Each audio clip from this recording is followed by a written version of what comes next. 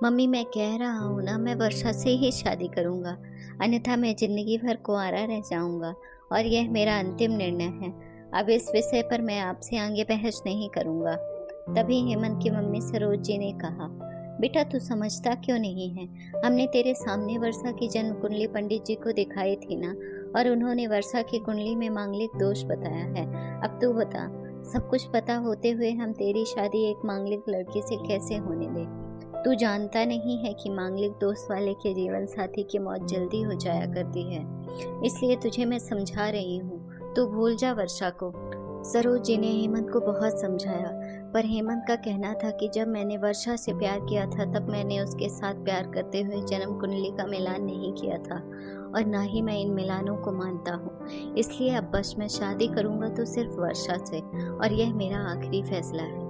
आखिर सरोज जी को अपने बेटे की जिद के आगे झुकना पड़ा, और पंडित जी के द्वारा बताए अनुसार वर्षा के मंगल दोष को दूर करने के लिए हेमंत के साथ शादी करने से पहले वर्षा की शादी एक पेड़ के साथ करवाई गई, और उसके बाद वर्षा ने हेमंत से शादी करी। वर्षा दुल्हन बनकर हेमंत के घर आई, पर सरोज जी को वर्षा का मांगलिक होना अभी भी खटक रहा था, और सरोज जी उसे दिल से नहीं अपना पा रही थी, और घर में कुछ भी परेशानी आती तो उसका दोष वर्षा को ही दिया जाता।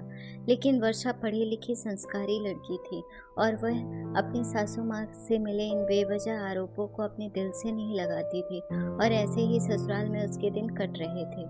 एक दिन हेमंत ऑफिस से जल्दी घर आ जाता है। तब सरोज जी ने उससे पूछा, बेटा आज जल्दी कैसे आ गया? तब उसने बताया, माँ आज सुबह से ही सर दर्द और कमजोरी आ रही है, इसलिए ऑफिस में काम करने की हिम्मत ही नहीं हुई मेरी। तब सरोज जी ने कहा, चल बेटा जल्दी कर, हमें डॉक्टर के पास चलना चाहिए। तब हेमंत और सरोज डॉक्टर को दिखाने गए।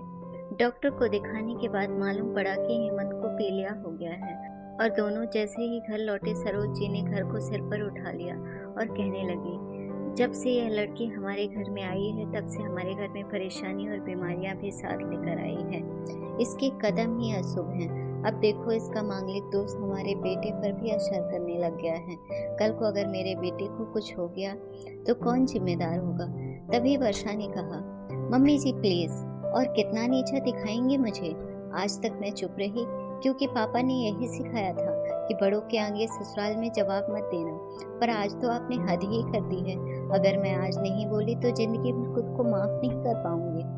मम्मी जी, अगर आप पंडित जी पर भरोसा नहीं करती थी तो उनके कहे अनुसार आपने सारी मांगलिक दोष निवारण की विधि क्यों करवाई थी? क्यों पहले आपने मेरी पेड़ से शादी करवाई? दोष मेरा मांगलिक होना नहीं है, बल्कि दोष तो मेरा आपकी बहू होना है, क्योंकि घर में जाने अनजाने में भी कुछ परेशानी आती है, उसको आप मुझसे जोड़ देती हैं। और जब कोई सास अपनी बहू से सिर्फ नफरत कर रही होती है, तब यह बहू दोष बेटे बहू को नहीं बल्कि पूरे परिवार को परेशानी में डालता है, और इस बहू दोष से मुक्ति भी सिर्फ सास ही दिलवा सकती है। बहू को अपनी बहू माने, उसे दिल से अपनाए, उसे भी सम्मान दे, और यह महसूस कराए कि वह भी इस परिवार का सदस्य है। नहीं तो बहू दोष मांगलिक दोष से भी ज्यादा पीड़ादायक हो जाता है। माँ जी, वर्षा की कही हुई बातें सरोज जी के दिल को झकझोर रही थी, और उन्हें मन ही मन पश्चाताप भी हो रहा था। उस समय उन्होंने वर्षा को कुछ भी नहीं कहा। थोड़े दिन बाद हेमंत बिल्कुल ठीक हो गया और ऑफिस जाने लगा। 1 महीने बाद हेमंत की सैलरी भी बढ़ गई। तब उसने घर आकर इसका श्रेय वर्षा को दिया। तो सरोज जी बोली, हाँ सही है बेटा, तू तो सारा श्रेय बहू को ही देगा। तेरी माँ का आशीर्वाद भी तो तेरी प्रगति के पीछे रहता है तेरे साथ। तू तो मुझे श्रेय देना भूल ही गया। तब हेमंत ने कहा, माँ इस बार वर्षा का मांगलिक दोष मुझ पर और ना ही मेरी तरक्की पर लगा।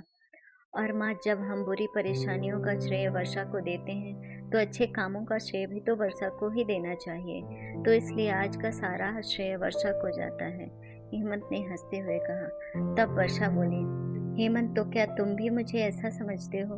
तब हेमंत ने कहा, नहीं वर्षा, बिल्कुल नहीं, बल्कि मैं तो माँ को यह समझाना चाह रहा हूँ कि सुख दुख हमारे जीवन का हिस्सा है, और कभी जीवन में खुशियाँ आती हैं तो कभी गम आते हैं। इसके लिए हमें परिवार के सदस्य अपनी बहू को दोष देना उचित नहीं है। तभी सरोज जी बोली, बेटा सही कह रहा है तू, और तेरी तरक्की ही बहुत है मुझे इस झूठे दोष से बाहर निकालने के लिए। आज से मैं यह कसम लेती हूँ कि आज के बाद मैं वर्षा को किसी भी बात का दोष नहीं दूंगी। यह सुनकर वर्षा आज बहुत खुश थी। क्योंकि आज उसको अपने सास ने मांगलिक दोष के साथ साथ बहु दोषों से भी मुक्ति दे दी थी।